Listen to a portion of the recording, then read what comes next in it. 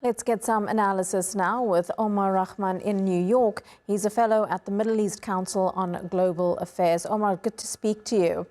So we heard there from our correspondent in occupied East Jerusalem saying that Netanyahu is bowing to this international pressure, some Western countries threatening action, possibly sanctions, if Israel expands its attacks. But are these threats from those countries simply coming too late, or are they actually going to force Israel to stop its offensive? I mean, I think the situation is far too late. It's far too grave. Israel has already destroyed the Gaza Strip. It's been starving the population for almost 3 months now. So the situation is absolutely critical. At the same time, I mean, this is the type of shift that we need to start seeing. We need to see the pressure ramped up on Israel. We need to start seeing states act and not just talk when it comes to, forcing Israel to open up this blockade and to stop the killing in the Gaza Strip.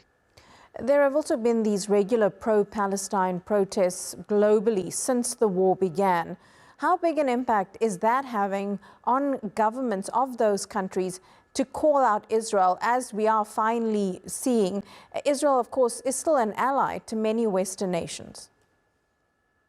Well, clearly, I mean, it's important that people are out there expressing their outrage, expressing their dissent in terms of their government's support for Israel. At the same time, we're over a year and a half into this genocide that's taking place, and many of these governments have continued to supply weapons to the Israelis and continue to offer their support. So I think those government officials, are ultimately making the bet that the immense amount of popular support for the Palestinians and to end the support for Israel is going to come at less of a cost to them and their political careers than the smaller contingent of Israel supporters within their country that are powerful and have influence, and maybe will punish them when it comes to, let's say, an election time for their, let's say, if they stop backing the Israelis. So I think that's the political calculus that's being made. Unfortunately, we'll see how that bears out over the longer term.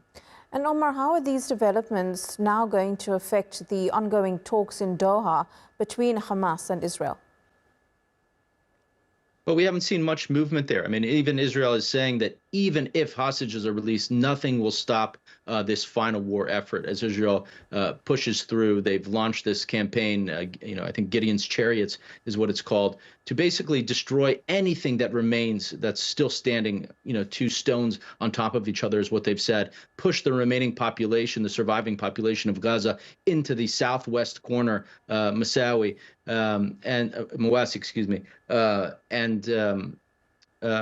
basically make the situation so intolerable that they'll leave over time. This is the Israeli intention. It's an intention to destroy, conquest, depopulate the Gaza Strip, and they're moving forward with it. So I don't think anything that happens within Doha now is going to prevent Israel from moving forward, unless Israel's backers, especially the United States, put an end to this by ending their complicity in Israel's genocide in terms of stopping the arming, stopping the financing, stopping the political cover. And what we've seen in terms of the announcements of now allowing, a little bit of aid in or a little bit of food in, I mean, we're talking dozens, I just heard an Israeli official say, which is just a drop in the bucket, is purely a deflection. I mean, we heard the Israeli Minister of Economy, Bezalel Smotrich, today or yesterday during a press conference say that the only reason they're allowing the aid in, and he was speaking to his constituency, is that it's the only way to keep the United States and Israel's backers supporting them at The Hague.